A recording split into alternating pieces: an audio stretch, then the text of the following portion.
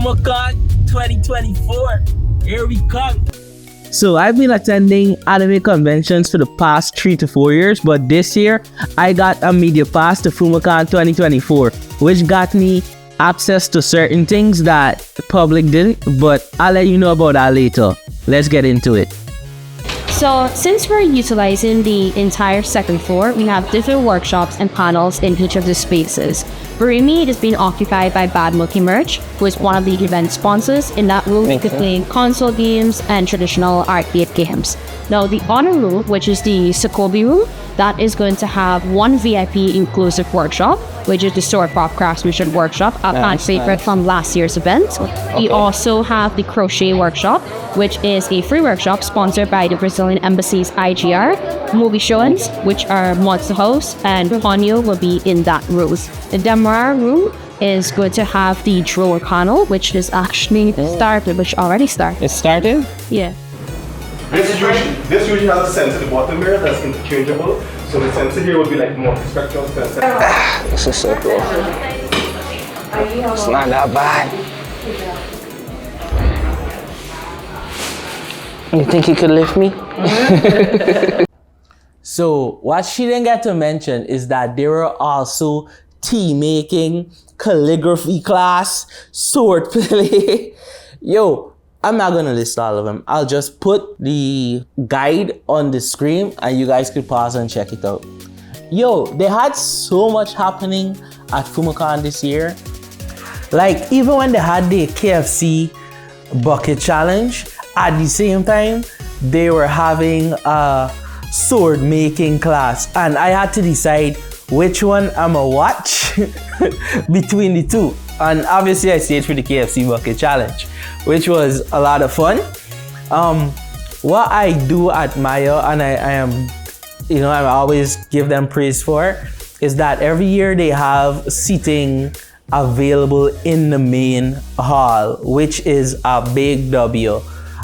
So yeah, seeing that we're already talking about the KFC bucket challenge, let's talk about as much challenges that I could remember because there were so much. They had an endurance challenge where persons were doing burpees, burpees into a push-up, then plank, depending on the pace of the music. That was lit. People were buckling. When I tell you buckling under their own weight. There was a challenge where you had to give up something to get something. I don't know what they call it, give up something to get something. I just named it that, if that is not the name. But persons were exchanging their simple stuff, ponytails, ribbons, sweetie wrappers from their wallet. A guy exchanged his boots for something, yo. And the thing is, it's all, I don't want to say random, but you as the person exchanging did not know what you were getting. So you exchanging, you just hoping you get something better and you give up. And that guy had faith. He gave up his boots, yo. My friend Carlos exchanged $5,000 and he got a sword from the sword guy. And he's always at these events selling wooden swords. They're really good, really nice quality. And Carlos won a sword for $5,000. I think the sword was worth like $15,000 or something like that. So yeah, maybe 10, maybe 15, but it was a really nice sword. I think it was one of the Hashira's sword, by the way. So yeah, it was a lot of fun. They had a lot of activities, trivia. They had Family Feud. They had a lot of games, yo. They had a lot of games. I can't mention all. If you missed it, then you should just catch it next year. All right, so let me try and give a quick run through of what happened. We in the main hall, where they were like the competitions and everything, there were also a lot of vendors selling different stuff, not just anime related. Some were Japanese related, some were related to different genres and stuff like that. They also had a food court on the balcony, which had Republic's, Mezzi's, and a few others. There was a cocktail bar that also served non-alcoholic cocktail, by the way. That was being done by Philip, really good mixologist. There was live entertainment on the balcony by this young man. I think his name is Akeem. I do see him on TikTok a lot. He plays the violin really well. The balcony was a vibe. I kid you. Look, Jamie, for instance, was just duking it out. We had a lot of fun. chilling on the balcony, just chilling.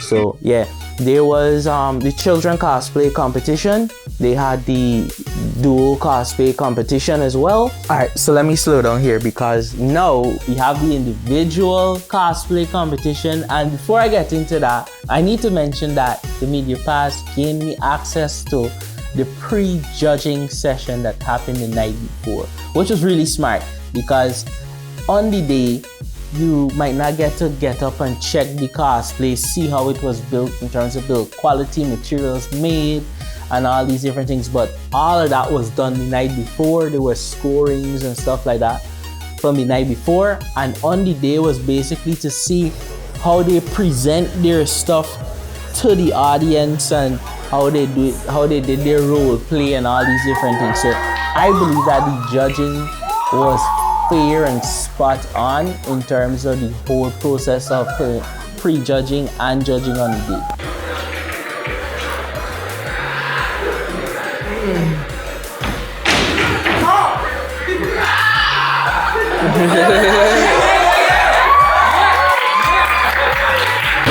She is my world. Wake up to reality.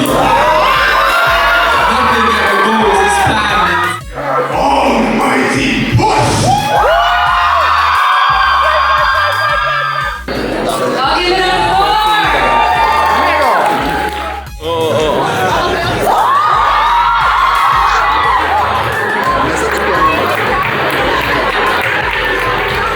Cosplay competition is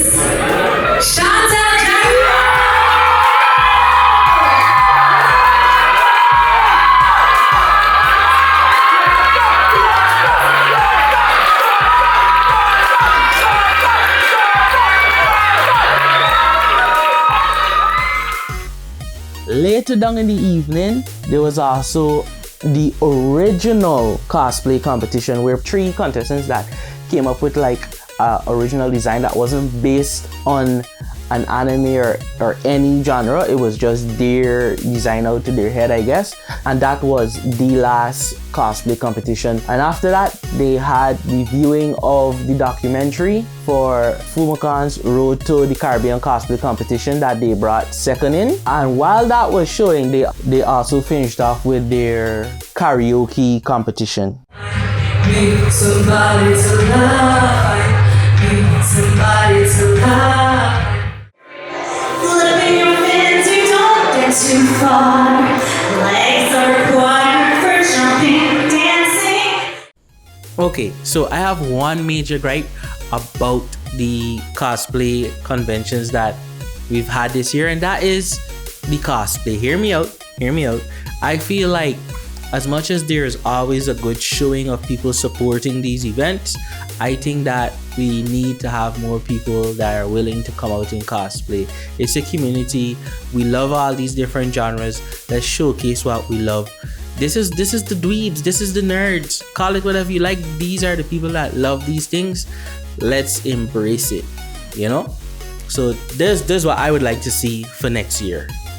So if you're in Guyana, if you're visiting, if you plan to visit and it's around this time next year, just check the dates out. They're always posted all over social media. Come out with your cosplay. Come and have some fun.